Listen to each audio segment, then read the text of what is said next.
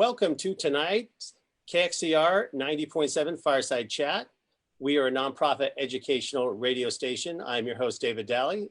Tonight, our topic is wildfire emergency.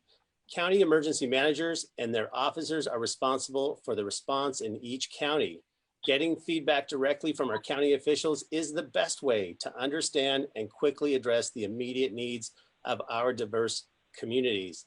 Tonight's guest speakers are Senator Arnie Roblin, Lynn County Board of Commissioner Roger Nyquist, Coos County Board of Commissioner Melissa Cribbins, Clatsop County Board of Commissioner Leanne Thompson, Lincoln County Board of Commissioner Katie Jacobson, Yamhill County Board of Commissioner Casey Kula, and Tillamook County Board of Commissioner David Yamamoto. And we're going to wrap up our program with former state representative and Oregon State Parks and Vice Chair and the Oregon State Fair Council, Vicki Berger. So Arnie, take it away.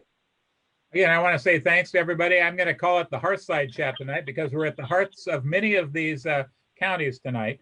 As everybody knows, this has been another once-in-a-lifetime event, the fires of Oregon, along with the once-in-a-lifetime pandemic and the once-in-a-lifetime economic disaster. So it has been a struggle and a difficult time over the last 6 months, and we're hopeful that this information will be helpful to each and every one of you.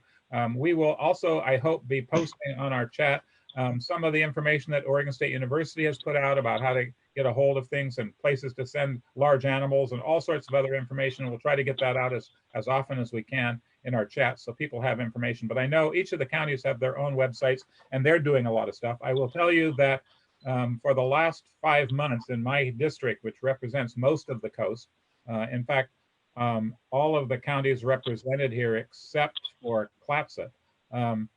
We've been on lots of meetings, and I will tell you that the people in Lincoln County have done an amazing job of keeping weekly updates so we kind of know what's going on. And then with their emergency team, it's daily updates every day, keeping track of all the things that are going on. And every time they get one thing under control, something else pops up. So we're going to start this evening with a conversation with a person who just came off the back roads of Lincoln County, looking and going around to see what's happened and the damage. And since Representative Gomberg is not here tonight, I just got off the phone with him and he was talking about how devastating that conversation and those places were. So with that, I'm going to invite Katie to talk a little bit about what she just had the opportunity to go see and do, and information that she thinks would be helpful for her community people to know, and ways to get a hold of people. So Katie, thank you for joining us, and thanks for getting out of the car and getting on to the show tonight. Yeah, thanks for having me. I'm really glad to be here. Thanks for doing this. And I did spend basically all afternoon in North Lincoln County with Sheriff Landers. Representative Gomberg was also with us, as well as Wayne Belmont from Lincoln County. We went into many of the areas affected by the fire, at least the areas that are currently safe to go into. So into the Panther Creek area, up into Otis, up on Highland Drive. There just is complete devastation in some areas, just a complete loss. It's really just shocking, and I haven't really had time to even process what I've seen today. I literally got out of the car and stepped into this meeting, but really shocking to think that we had a wildfire come into our community on the coast in September and destroy a community. It's just absolutely shocking to think that we're going through this in the middle of a pandemic, I might add. So really challenging to see people's homes just completely burned to the ground, nothing left. I saw wheels off of cars that were completely liquid metal and melted. I'd never seen anything like that before. Complete devastation in some areas. And then there's just really, I'll call them just miracles of places where home after home burnt down, and there's one still standing with fire all the way up to the door in some places, all the way up to the door, fence burned down, steps are all black, rose bushes burned, and the house is okay. Saw lots of really amazing people out making sure the area was secure. National Guard is out in abundance all over that area at checkpoints, making sure people aren't going in unless they're kind of an official person, sheriff's office, fire, gas company, power company, et cetera. So that was really good to see that those areas are being secure. At this point, we don't think we've had a problem with looting, so that's really good.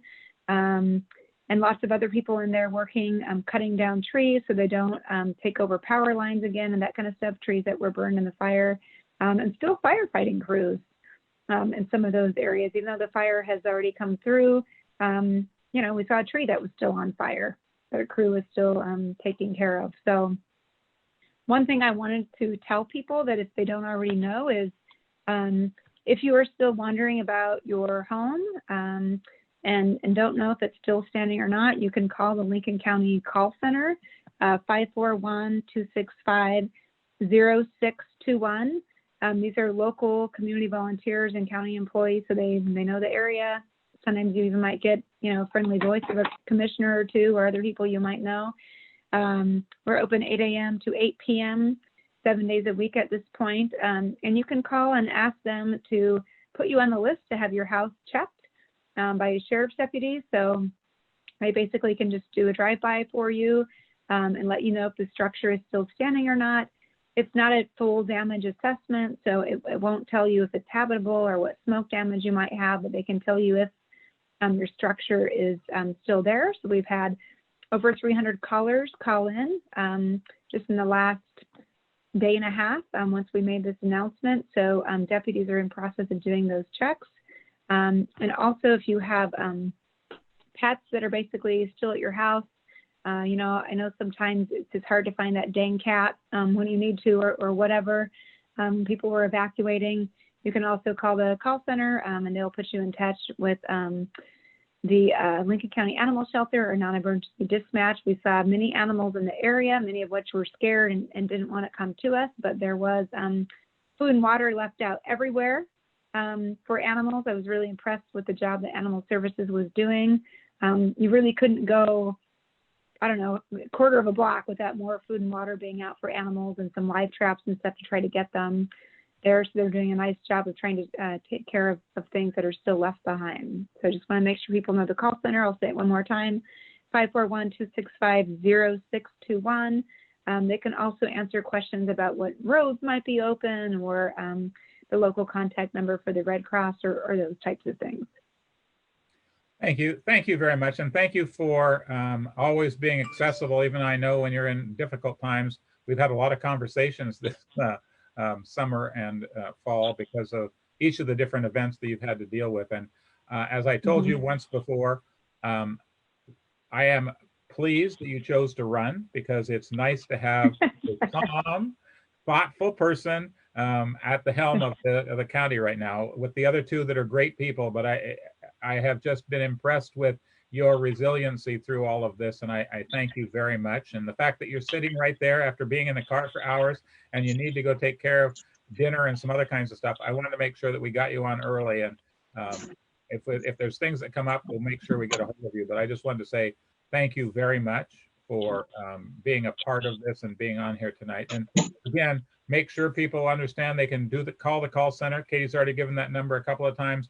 Hopefully David got that down and we may be able to put that in the chat so it's there as well.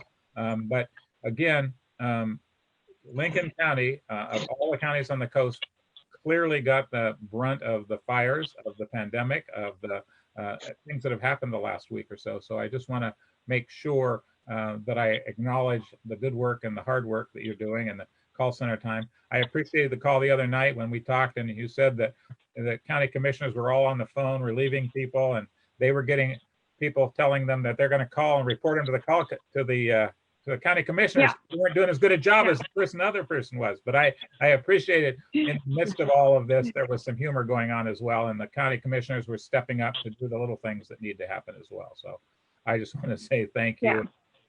Appreciate your being able to be on the phone tonight. Anything else you'd like? Yeah, well, I would just like to say a big thank you to all of my neighboring counties and county commissioners.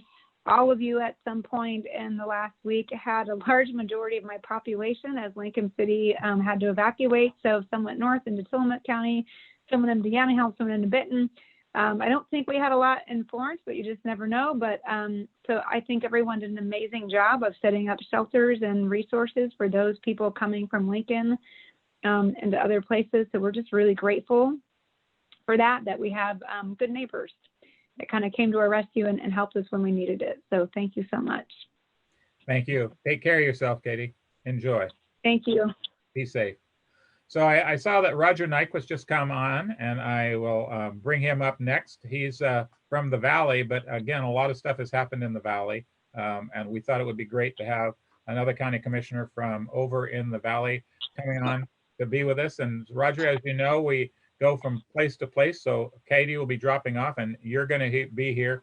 What we're asking is just kind of an update and information that you want to make sure you get out to your constituents in Benton County. I'm sorry about that, Lynn County. Make sure that if there's information that you think people should have, that would be great. If there are places where we were talking about, and at the end of the day, we're going to have a conversation with the state fair about ways to take care of animals and others, large as well as others. So if there are places which are available, we'd love to hear from you. So thank you for being on the show. And how's it going over there in Lynn County? Senator Roblin, thank you for the opportunity. Things are going okay. I think things kind of hit us all at once on Tuesday. I got a call Monday actually Tuesday morning about 2 a.m. from the sheriff telling me he was on his way up the canyon to knock on doors, and 7 or 8 hours later we opened the emergency shelter center, and for about 4 days it was just all about helping people and serving and doing just what's right in front of you. By Tuesday at 9 o'clock, we were full in the way of animals. We had about 600 animals on site. And we then went to what I would call the Facebook hub format, where we created a clearinghouse off the sheriff's website for people who had animals and needed to get out, with people who had property who were willing to host animals. And that was my first sign as to the extent of the commitment of our community to host those in trouble. And it's been phenomenal, overwhelming.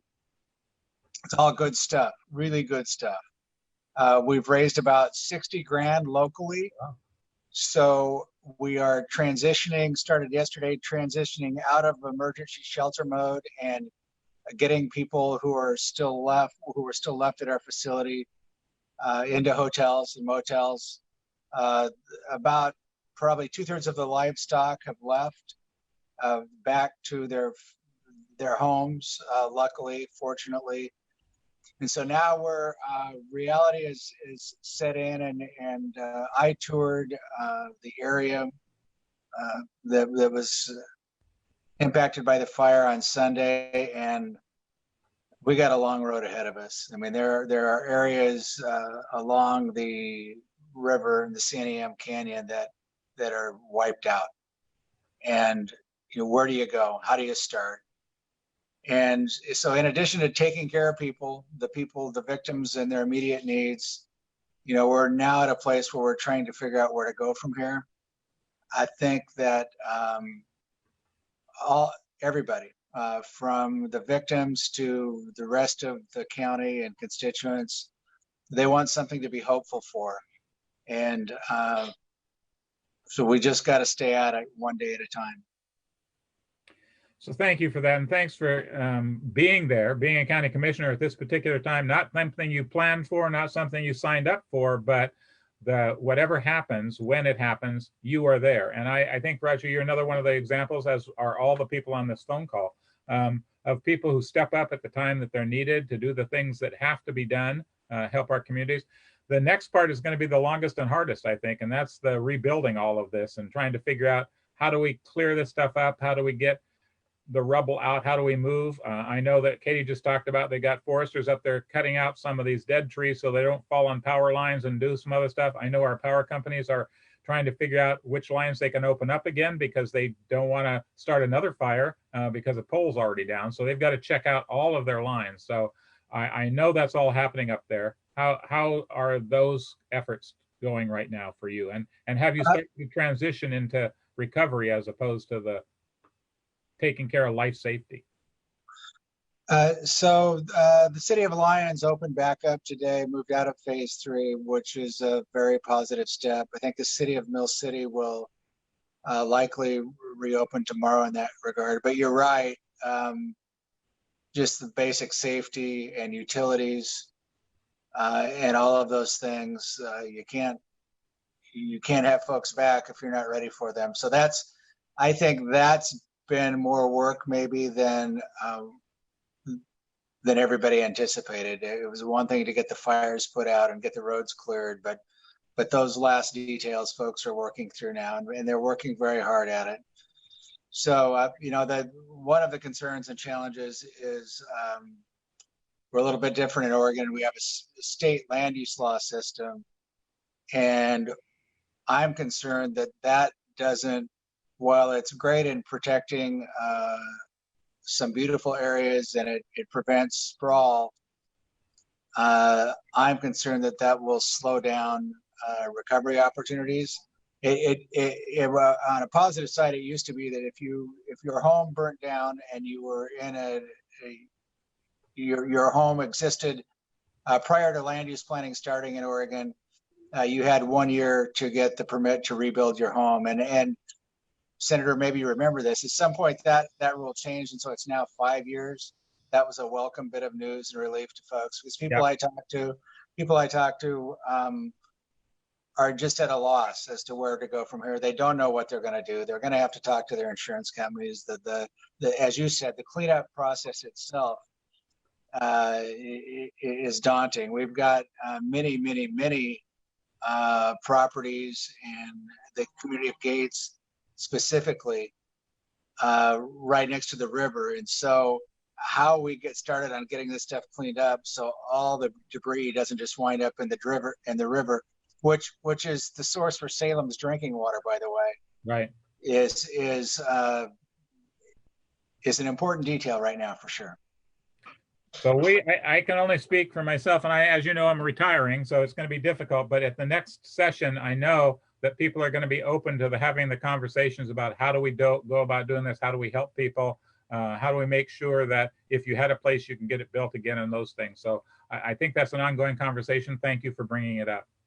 And thanks again for being where you were and being willing to take on this really daunting job of being a county commissioner at a time when you're having a truly once in a lifetime event like these fires. Well, thank you. Senator, I just want to take the opportunity to thank you for your years of service. I'm certainly to your constituents in your district, but as somebody not in your district, you've been the reasonable guy in the building in the times of greatest need, and we're going to miss you. I wish you the best. Thank you very much, Roger.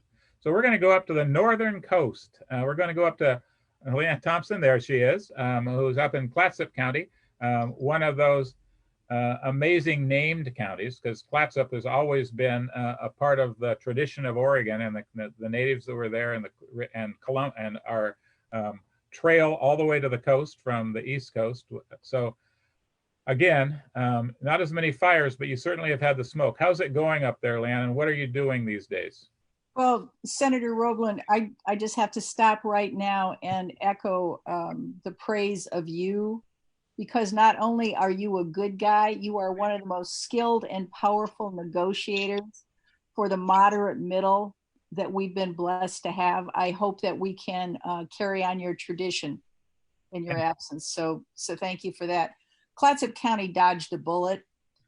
Mother Nature has been smacking us around this year. With COVID, we've had smoke, we've had high winds, we've had falling trees. It's nothing like the terrors that our neighbors have been subjected to. So the good news is that with a challenge like that, we can be a resource. We can help with livestock and people at our county fairgrounds. We can share staff with you. we're our hearts are open to you, our hands are open to you. So we want to help however we can. And we know that we dodged a bullet this time. We're in relationship. We're your partners in this. We want to help. Yeah, it is really nice to know and to have that feeling that even though things are we're having an emergency in my area, there are places where it may be a little calmer, and there are people there who are willing to help us. As Katie mentioned, a lot of people went north, a lot of people went south when they evacuated the city of Lincoln City.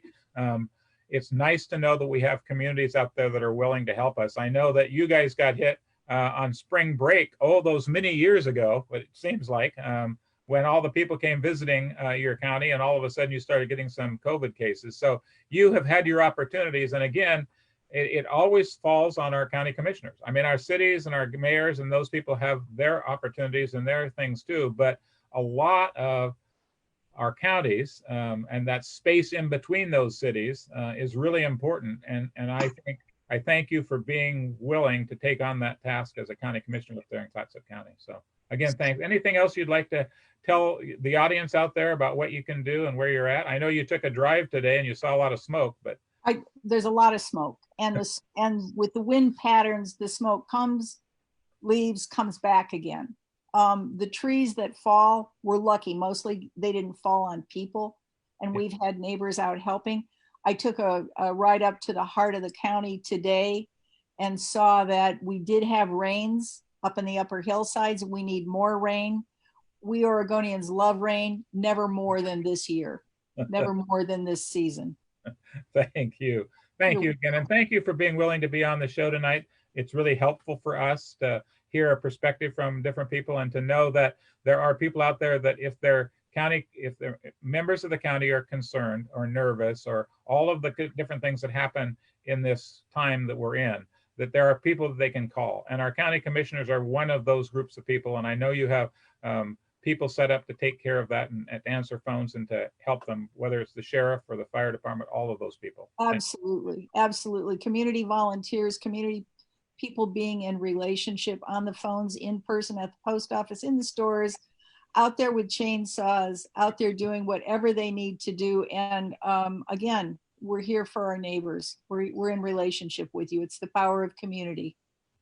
Thank you very, very much. And I'm going to move back into the valley a little bit, and we'll go over and see Casey Kula, who is the one of the 3 county commissioners in the wonderful county of Yamhill. So there he is. Casey, welcome back to the show. It's great to see you. And I want to thank you for hosting your conferences on a weekly basis. And I think we maybe go to bi-weekly, but at least for a while, it seemed like it was twice a week, where we had conversations with the people that represent the great county of Yamhill. And I just want to get your perspective on what's happening and where you're at. You've probably been one of those places that people have evacuated to, and I know you've gotten your share of smoke. So how's it going, Casey? And thanks for being on the show. Yeah, thank you. I need to get the thanks out of the way because otherwise I'll, start crying.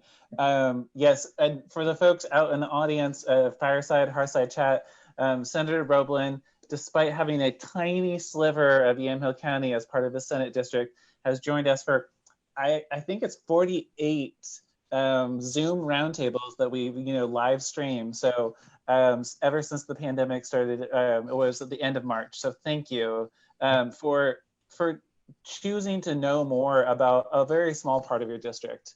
Commissioner Nyquist spoke to that, and I've seen that in person. So thank you. Sure, thank you. But I want to, it's wonderful to be on here with the other commissioners, but really these days my heart is really with the people of Lincoln County. My parents and my sister both all evacuated as part of the evacuation of Lincoln City and Yatso and Otis and Rose Lodge. And they are all back, but many of my classmates from high school have yet to return, or they've just snuck in to see a little bit of what their home or their parents' homes look like. So my heart is with all of them, and they know it. And thank you. The church that I grew up in is Faith Baptist Church, which is right at the edge of town, and it's been serving as the incident command. So I'm very proud of all of them. But over here in the county, in Yamhill County, we did receive, we had one fire that almost snuck in from Hag Lake, the power line fire, that prompted a small number of evacuations at the very northwest edge of the county. And then we had a fire that snuck in from Washington County on Chehalem Mountain as well. And that one prompted both level 1, 2, and 3 evacuations. And a lot of citizens, residents who were very concerned about their homes and their livestock. Similar, but less dramatic than the Santiam Canyon evacuations, rapid in the night, scrambling to get livestock out. And like with the Lynn County Exposition and the Salem, the state fairgrounds, the Yamhill County Fairgrounds ended up being the place where people came. And we've talked about that, about the value of fairgrounds and how sometimes they're maybe less prioritized in state level decision-making and funding, and even at the county level. But we've seen their tremendous value with people from all over, Marion County, Clackamas County, Lincoln County, and Yamhill County. One thing that we learned is that a lot of folks in our county aren't signed up for our emergency alert system. And so I think that the total of new subscribers to our text and phone alerts, we have about 12,000 new subscribers in the last week. And we only have 108,000 people in our county. So there's a lot of people who've realized the value of that. But one of the things that they didn't realize is that we're very careful about how we alert people. So we don't send out mass alerts about there's a fire here, or here's an evacuation zone over there. It's very specific to the area. And that was very concerning to people. And that's a lesson for the county to learn. But we assured folks, if you get a text, that means that you're in an evacuation zone. And if you have somebody coming to your door, a sheriff's deputy knocking on your door, that means you're in an evacuation zone. So it was really those two things rather than being on social media. There was a fire in Tillamook County, and Commissioner Yamamoto may allude to this, that was called the Pike Fire. And we have a Pike Road. And so county residents were really concerned that they were being evacuated because there was a fire near them. And we had to, communication relationships, just like Commissioner Thompson said. So one of the things that, because there are residents from other counties that are evacuated into Yamhill County, the county set up 2 hotlines, one for in-county residents seeking help because they were displaced, and then one hotline for out-of-county residents. And the McMinnville Chamber of Commerce stepped up and put volunteers in place to be on those phone lines, to have a hot line. And there are folks who still need help. So the phone numbers for in-county help with wildfires is 503-474-4944. And if you're from out of county and you're in Yamhill County and you need help because you're displaced by the wildfires, it's 503-474-4928. And the last thing I want to bring up is that while our county we have very few people displaced by the fire and not very many acres burned, this is an opportunity, just like Commissioner Thompson said, to be part of the rebuilding of other counties. So one of the things I would like to see is we have a lot of RV and manufactured home, factory built home producers in our county, and we're getting them ramped up to start building specifically for replacement homes. Because Commissioner Nyquist is right. We need to make sure that people have homes, that they're safe and they're stable and they're secure, and that there's a place to put them. So that's kind of what I'm focused on going forward. But thank you. And I'll post on the chat.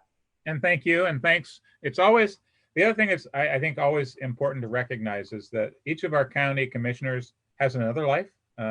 They generally have to make a living, or their families are doing different kinds of things, even though the county commission, they get some compensation. There's other parts of their lives, and they're doing this for a period of time. You work on a farm. We get to talk about you going out and moving your pipes to irrigate, all those kinds of things. And in this particular case, it was a lot of those rural farmers and others that had to take the brunt of this. I mean, as you're talking about the state fairs, having a place to get your cattle or your sheep or your goats moved to is really important, and it's got to be fast. So how do we get that stuff done? So you bring a unique perspective to the people that are being displaced and are hurt because of the fact that you live that life. So I appreciate that as well. So any thoughts to any of those people out there who had to move their stuff around and are, as Katie Jacobson said, some of them are getting their animals back, and as Nyquist said, a lot of them are heading back to their home places. But what's that like if you're in the agricultural business? I think people forget that people who are in the agricultural business really do care about the lives that they take care of, those animals and others as well. So any thoughts about that? Oh yeah, I mean, it's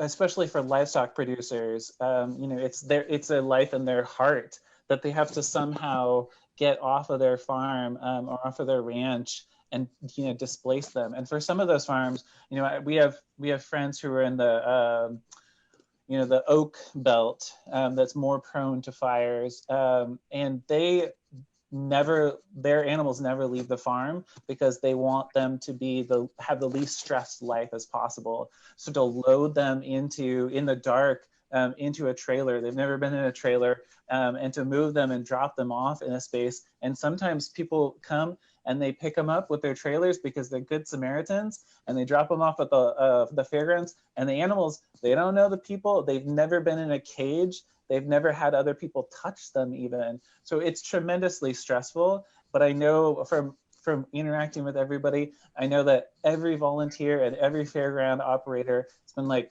we're going to do the best possible thing we can for you right now, for all of these lives, right? Yep. All these lives among us. But I want to say that,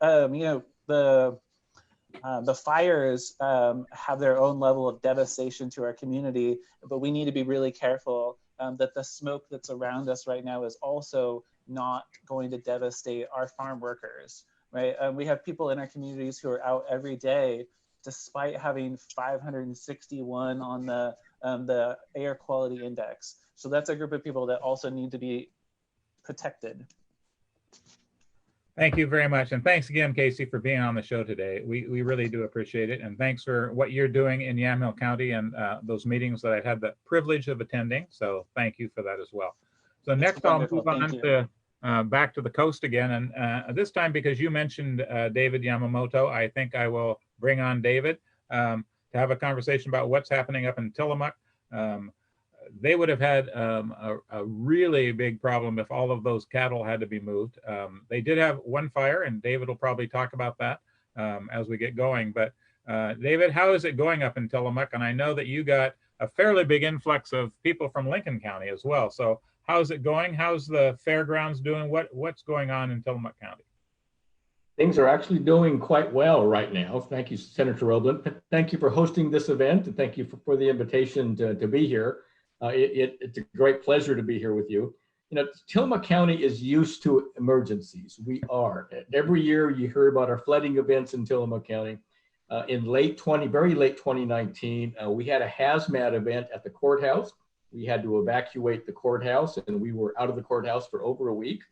Not too long after that, we had a computer hacking event in Tillamook County, a ransomware event, and that took down our computer systems for quite some time. It was almost 2 weeks. Wow. That was shortly followed by a pandemic in March, which was just amazing. Who would have ever thought I'd be involved in something like that? One of the issues that I see with the pandemic, I was always very busy as a commissioner. But once the pandemic hit, it was like throwing 2 or 3 additional jobs on top of me as a commissioner. And this is true nationwide, I think you'll find. The federal government and the state government are great. You pass these rules and regulations and ask the people to do things, but it's actually the commissioners on the ground across this great world of ours in the United States that actually have to implement these rules and regs for our residents. And it's been quite a task, it really has. But I will say that I love my job, I really do. Then this summer, we had record numbers of tourists here this summer. Our weekends were the busiest we have ever seen, and trying to manage those people. Our sheriff's department is staffed for our population, which is just over 26,000 people. And yet on a busy weekend here, we have well over 100,000 people in Tillamook County. And trying to manage that, our emergency responders, our fire departments, our ambulance service, our sheriff's office, it's just so difficult when you have that number of people here. But we do what we can, and I think we actually do quite a good job of that. And then, of course, we hit the conflagration. So like Commissioner Nyquist, I was woken up last Tuesday morning at 2 a.m. with a call from our sheriff, Sheriff Jim Horton. And at that point, we had 3 fires going in Tillamook County. 2 of them were quite small. We got them very early, and we were able to put them out. The one fire, the Pike Fire, just above Bay City in Tillamook County. It was burning, and it was burning rapidly. We were unfortunate in the fact that fire crews were just not to be had. There were multiple fires going all across Oregon. So we brought in all of our fire departments and their personnel. We did utilize our prison camp up Highway 6, and we brought quite a few people in from there. We had a very small contingent of ODF personnel, which was great. And our timber industry just responded. There were trucks full of heavy equipment just rolling towards that fire. So it wasn't just a matter of 3 or 4 days that we were able to get that fire out. It's not completely out, but it's completely controlled at this point. Starting that Tuesday morning, we were evacuating quite a few families above Bay City. And it was a situation where we opened up the fairgrounds immediately. And our 4-H center and all, we were taking quite a few people in. At the same time, we were having not only residents of Tillamook County, but people from all across the state looking for places to take their large animals, horses and cattle and sheep. And so we opened up our fairgrounds for animals also. And we still have quite a few animals still housed at the Tillamook County Fairgrounds. We had record numbers of people bringing in food and laundry detergent, and it was just incredible. We actually had to put out notification in Tillamook County for people to please stop bringing these items to the fairgrounds. We were just inundated with food. We were advertising for people just driving by the fairgrounds to stop and have dinner. We had so much food available. So it's just people helping people, and because Tillamook County has such a history of evacuations and flooding events, things like that. It's not that we're used to this type of thing, but we do come together and we do great work. Our fairgrounds is in, it was shortly after, so I think it was Thursday of last week that I heard from our sheriff that the city of Lincoln City, at least half of it was being evacuated.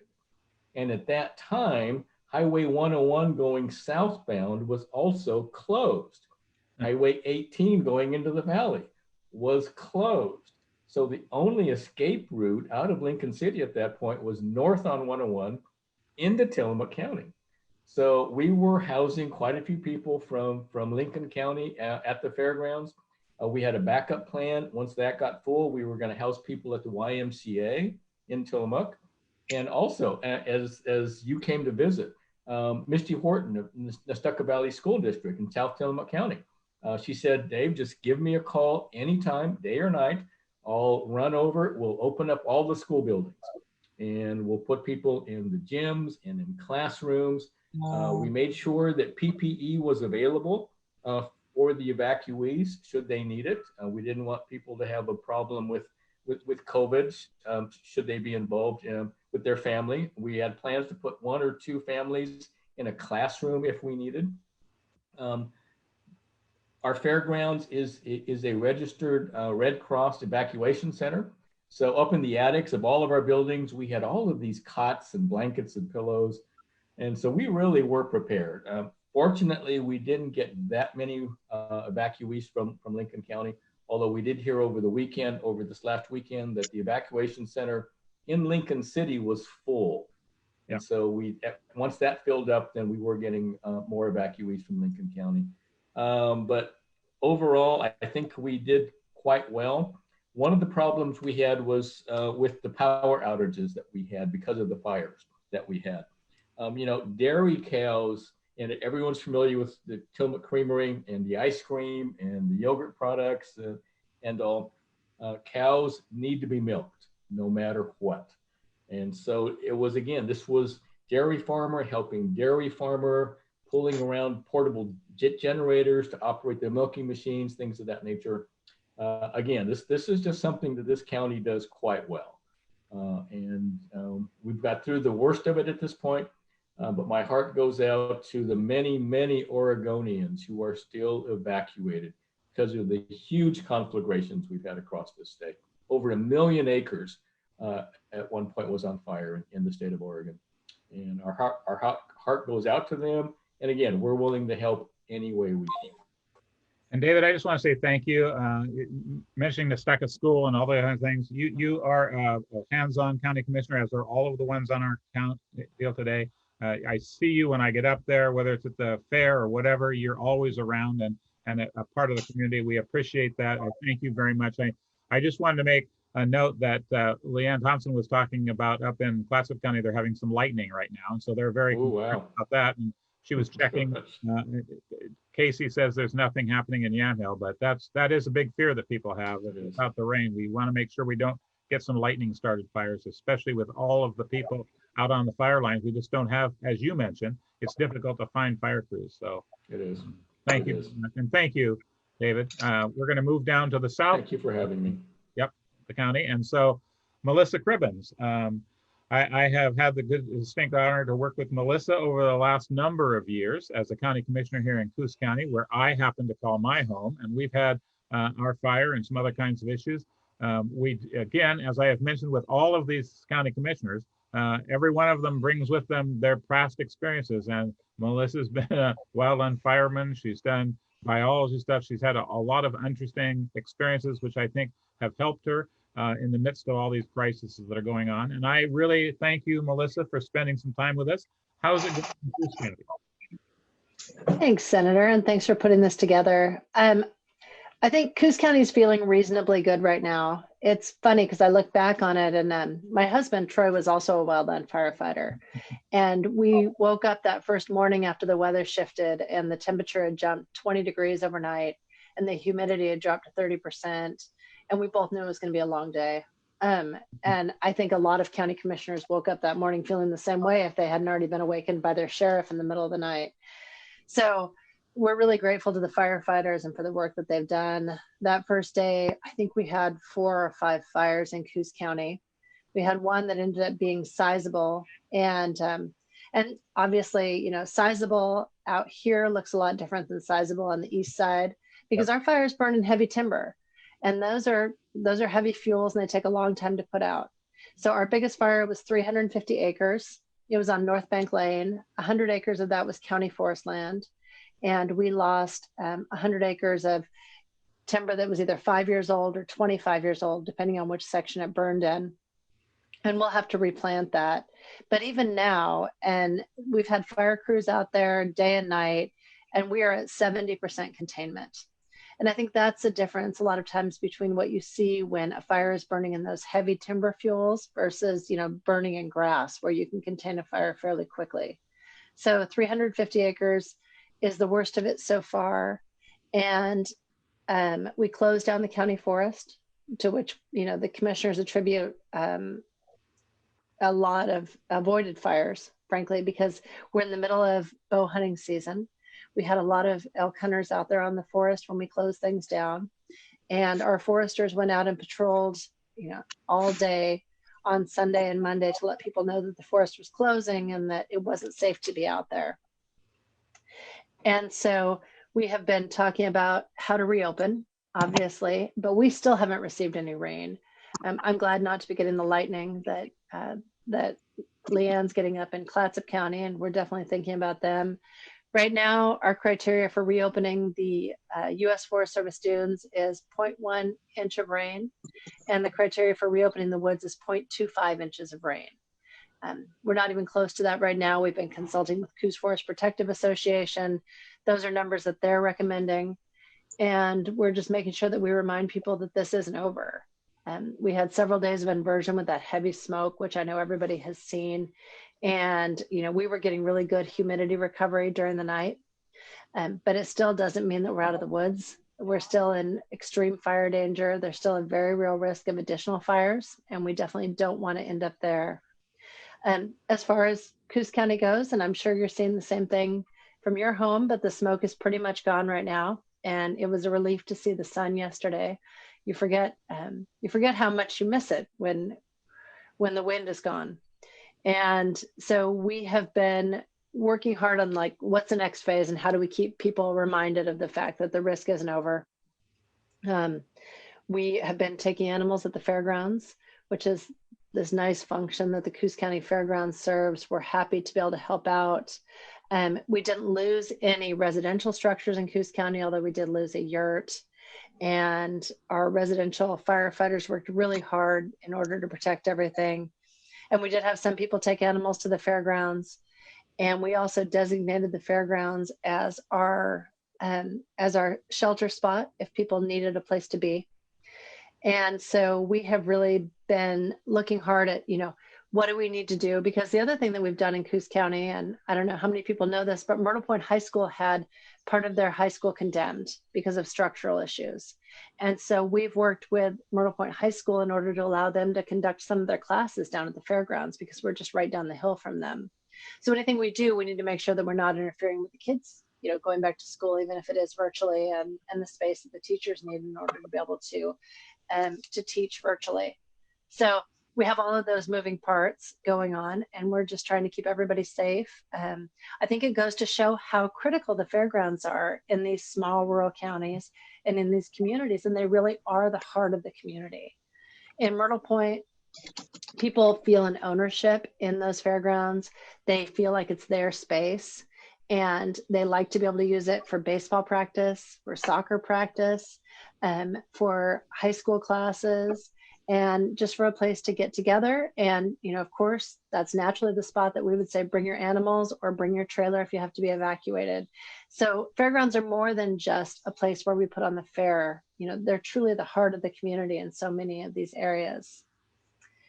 And so I think we're hoping that the fire season ends quickly, although we understand that, that's up to Mother Nature. So anyway, thank you for getting us together tonight, Senator. Yeah, thank you. And I wanted to say two things. One is that we are in a unique place. Douglas County also has one, but we have our Coos County Fire Protection Group. So our landowners, our other people put money in, and we have our own firefighting group that work out in the forest.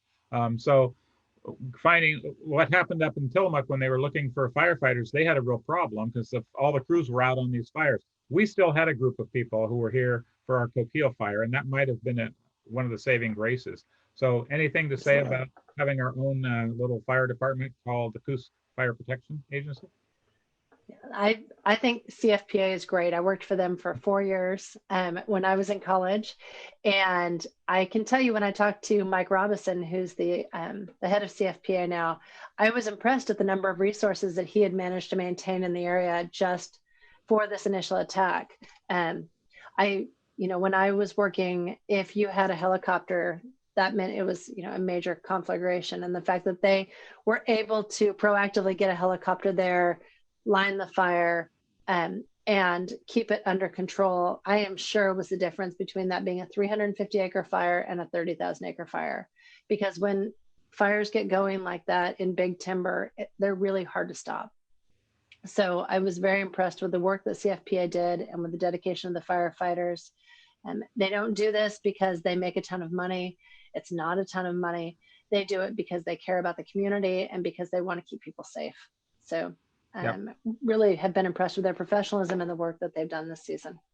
Thank you. And I know that as you're talking about their pay, oftentimes they go to work for the state forestry. We're a training system for a whole lot of these firefighters around the state, and I appreciate them a whole lot as well. So thank you again for Absolutely. spending some time with us this evening.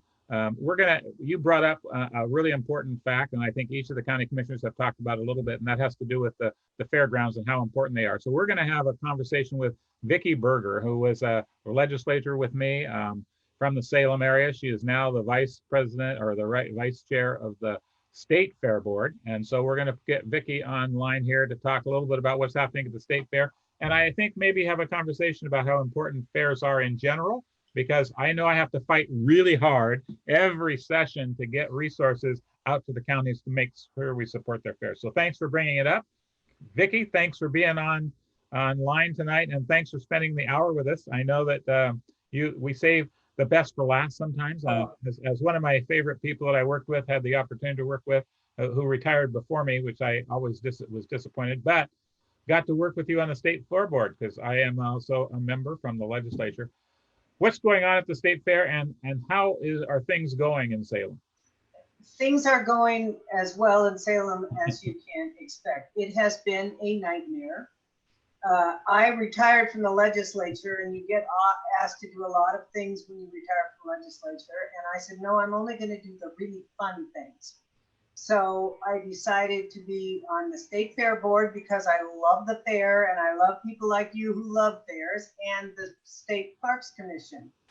How fun are those now? Well, actually, in the era of COVID, neither have been very fun because we had to shut down the fair this year, which was a huge disappointment. Yeah. And then on Labor Day, when we would have been closing the fairgrounds had we had one, at midnight, we get a call saying we're emptying the Santiam Canyon. The fire is racing down the canyon, and we need the fairgrounds. And we had it open instantly, and we had staff there instantly, and we were receiving this just massive influx. Some people came with a pickup truck, some people came in a sheriff's car, some people came in whatever vehicle that brought whatever animals or whatever they could salvage. The Santiam Canyon has been totally devastated, and these people needed someplace to go immediately, and the fairground was right there for them. And over the last week, the Red Cross has organized a huge effort. They're being fed, they're being housed if they need it. A lot of them are in motels and are in a specific hotel situation that Marion County has had for them, which is really good. We closed off an entire building for COVID affected people so that nobody goes in that building except medical personnel. So we had the capacity to deal with that. We still have something like 1,500 animals. The animals came in massive amounts. One group had 45 horses. There was a call out for anybody who had a horse trailer. Can you imagine moving 45 horses in an emergency? And of course, speaking to these county commissioners, they know this scene. They've seen it. In our case, it was bigger and in some ways appeared more chaotic. But I can tell you, people like Wilco farmers, they had food out there for those animals so fast. It was amazing. And volunteers went out. There was a discussion about these animals have never been off the farm before. They're frightened. We had volunteers with experience with farm animals mucking stalls for these poor folks who were struggling with their lives and their animals simultaneously. So we have seen this massive volunteer effort. 23,000 meals have been served out there in the last week. It's still ongoing, but people are now being able to go back to their communities if they're able.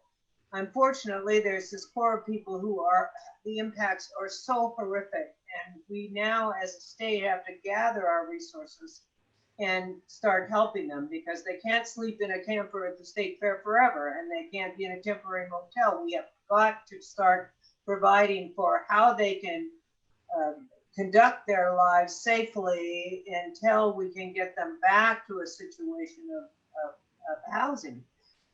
In the meantime, I think we need to be mindful that all of these counties and the state has this resiliency resources, and we take them for granted until we need them. Fairs are one of them. Fairgrounds are one of them. Every time we talk about, well, let's just cut budgets and get rid of this fluff that we don't need. At some level, some of that is just plain resiliency, and you need it within your state to help people when people don't have other resources. And the state fair was the perfect place as the Santiam Canyon started to burn. And I just hope people are mindful that in all your counties and in all your local communities, this is a critically important resource. So I just want to personally say thank you again for choosing to share your life and your family's life with the rest of us, both as a legislator and now as on these two boards, which are very significant, and as we've found more significant at certain times than others, and you chose to pick the right time. And like I said to Katie earlier on, it's great to have people step up who you know can handle the situation at the time. And you know, your stories about working at the state fair when you were a child bring joy to my heart, and I know to other people. And now you're up there in the top of the chain controlling the state fair. No, you're one of the board members that makes sure the state fair continues. And that's really important to me. And I think it should be really important to all Oregonians. And your comments about resiliency, you've got to have redundancy in our society for cases like this. We don't expect them once every 100 years or whatever. But in our state,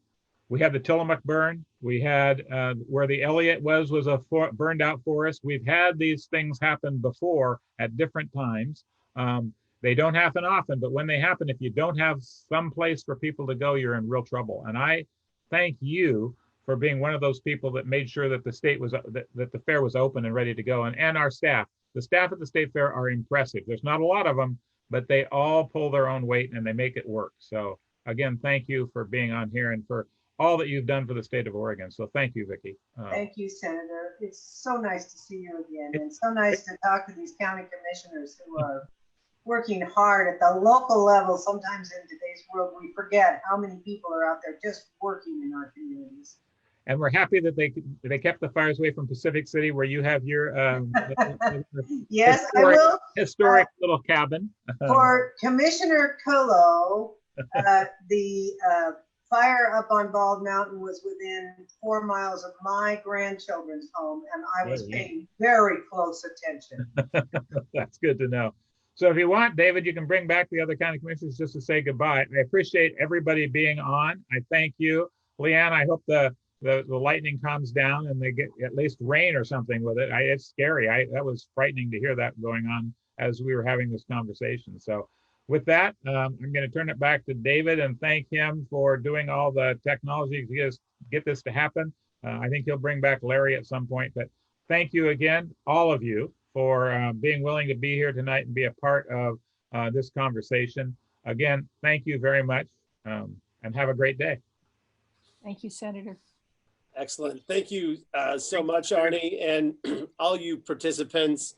You know, we've really learned as Oregonians the resources in our city, the next city, and the collaborations between counties coming to our aid. And it's just been beautiful to see the Oregon Way come together under not a practice session. This was a real execution. So I want to commend each of you. The role of a county we don't always see and know as every citizen.